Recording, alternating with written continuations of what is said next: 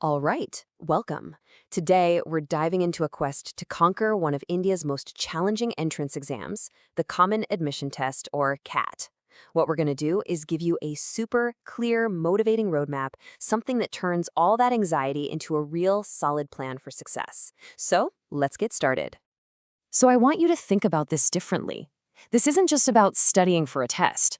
Think of it as a quest, a journey that's going to challenge you, build up your skills, and at the end of it all, leads to a massive reward, a spot in one of India's top B schools. The very first step is just deciding you're ready to take it on. Okay, so like any great quest, you've got to know what you're up against, right? Before you start your journey, you need to understand the beast you're about to face. So let's start with the absolute basics. What exactly is the CAT exam? To put it simply, the CAT is the gateway. It's the big, national-level test that the IIMs and a ton of other top business schools use to pick their students. Your score on this exam is basically the key that unlocks the door to that MBA you're dreaming of. Every quest needs a map. And for us, that map is the exam syllabus. The CAT is broken down into 3 totally distinct sections, or as we're going to call them, realms. You absolutely have to master each one to succeed. First up, we've got the realm of VARC, verbal ability and reading comprehension. Now, the thing that should jump out at you here is the breakdown. I mean, look at that. Reading comprehension alone is a massive 24% of your entire score. This isn't just a piece of the pie, it's a huge slice that really needs your focus from day one. And this just shows you how complex VARC really is. You're going to face these super dense passages on everything from philosophy to quantum physics, but it's not just about reading. You've got these crazy puzzles like parajumbles. It's like they hand you a shredded paragraph and say, good luck. And the answer choices are often designed to be confusing on purpose. All right, let's venture into the second realm, DILR, or Data Interpretation and Logical Reasoning. See how it's perfectly balanced, 16% for each part? This section has a reputation for being the wild card, the unpredictable one. That's why people call it the make or break section.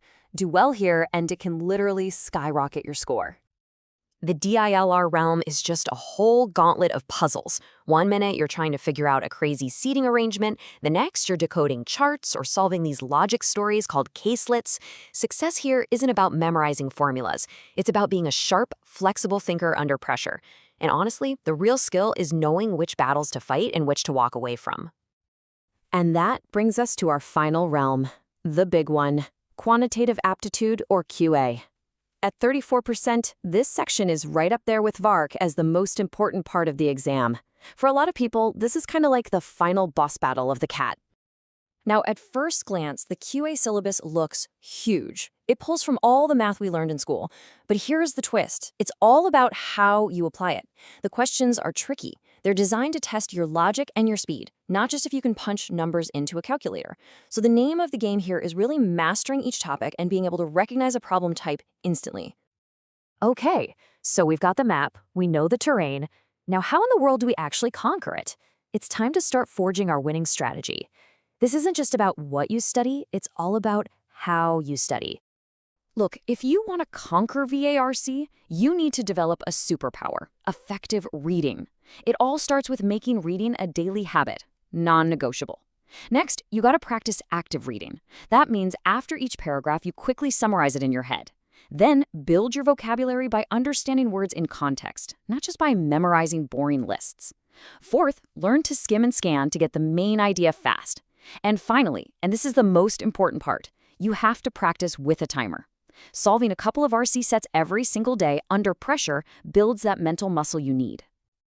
And this right here, this quote from an expert, it absolutely hits the nail on the head. So many people think the answer is just to read more. But the real secret is learning to read effectively. It's a skill, and it's all about reading with a clear purpose.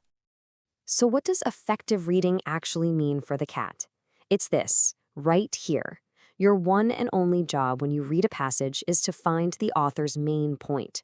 Don't get stuck on some word you don't know or a super complicated sentence. Just grab the big picture first. You can always come back for the tiny details later if a question asks for them.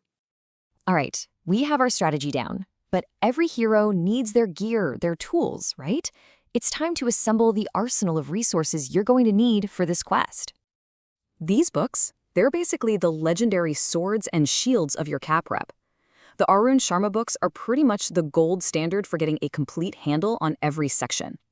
For vocab, word power made easy is a classic for a reason. And hey, do not underestimate the basics. If your math feels a little shaky, going back to the NCERT textbooks is the best way to build a rock-solid foundation.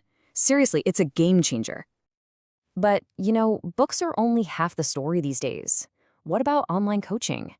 The choices can feel, well, just completely overwhelming. And this quote from Reddit just captures that feeling perfectly. For every single option, you'll find someone online explaining why it's terrible. So, to cut through some of that noise, here's a quick rundown of what you'll hear people talking about. For quant, you'll see Radha's name pop up a lot. For verbal, VARC 1000 gets amazing reviews from pretty much everyone. And of course, you've got the big, old-school players like Time and IMS who are famous for their mock tests. The truth is, there's no single best one. It's all about finding what clicks with your learning style. Okay, we have the map.